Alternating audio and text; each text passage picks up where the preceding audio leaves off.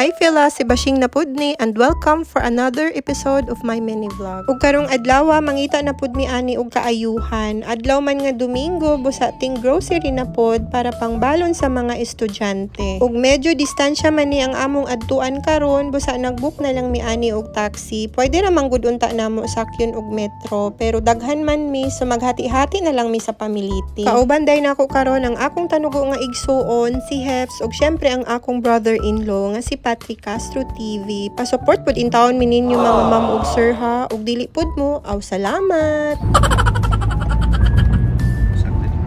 Fast forward, Wmart na pud mi mga mems. Ganahan mi magbalik-balik diri kay aside sa affordable, daghan pud sila og mga produkto diri nga dili makita or wala sa ubang mga supermarket. Ilado gid ni sila as Asian supermarket. Naa sila Chinese, Korean, Japanese ug Southeast Asian nga mga pagkaon mga mems. Daghan pud jud taon ni sila diri og mga sale or promo items. Ang ilaha pud bitang uban Asian items kay mas affordable kaysa uban nga mga dagkong tindahan diri sa Dubai. Usa pud bitaw sa among ganahan diri mga mems no kay high quality jud ang ilahang mga display diri. Sama na lang sa ilang mga karne nga makita jud nimo nga newly display pa, mga prutas, gulay ug ilahang mga seafood. Lami jud in town daghan i-add to cart mga mems pero pugong-pugong lang ta kay budgeted ra ba in town ang atong kwarta. Pag inaani manggud no nga daghan kaayo bitaw nga imong makita nga display kay makadani kaayo sa panan-aw, usahay bitaw kay bisan dili mawang imong toyo or kinahanglanon kay mao na hinon ang ma-add to cart. Inaani ba sa mo usahay mga mems?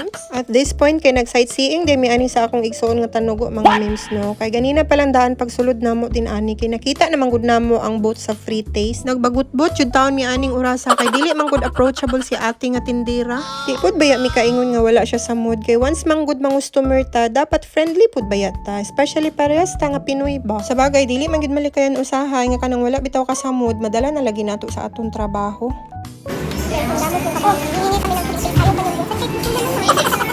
Sayang, abi pa man na ako maka-free taste na ko. Sakto ra ba unta nga wala pa ko'y kaon. Tawid gutom na unta to bahaha. Pero bitaw, kidding aside, thank you na lang bitaw sa imong pa-free taste unta kabayan. Oy, maayo na lang sab nga wala mi katilaw. Kay basin bitaw og lami na maka-add to card na unya mi.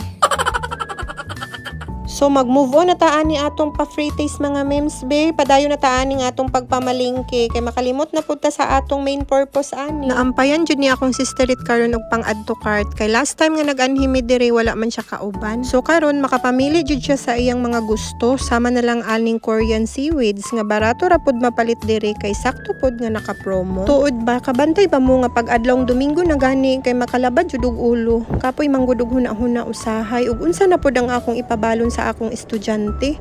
Usahay magbalik-balik na lang gud ang akong recipe.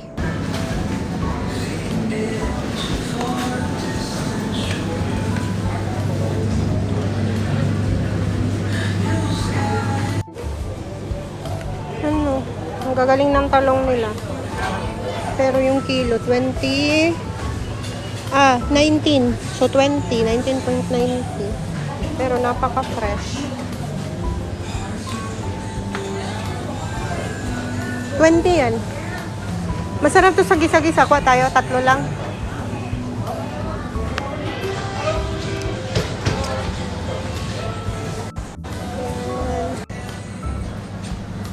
Ito 18. Kuha tayo? Mangga? Ang fresh ng mga fruits nila dito kahit yung mga gulay nila.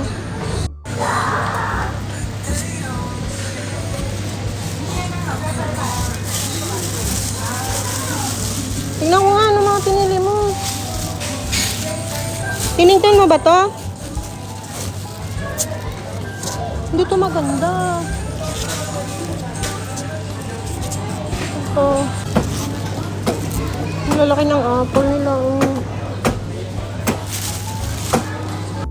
Ug mao din ni tanan ng among na add to cart mga mems. Daghan pa unta lamian ipang add to cart pero basin wala na mi ikabayad oy. Ubay-ubay pud di aning na add to cart sa akong igsuon kay duha man pud iyang estudyante. Gipanggutom na pud mi aning orasa busa mamauli na mi mga mems. Ug diri na lang kutob. Please don't forget to like, follow and share my mini vlogs. Daghang salamat and God bless everyone. Bye.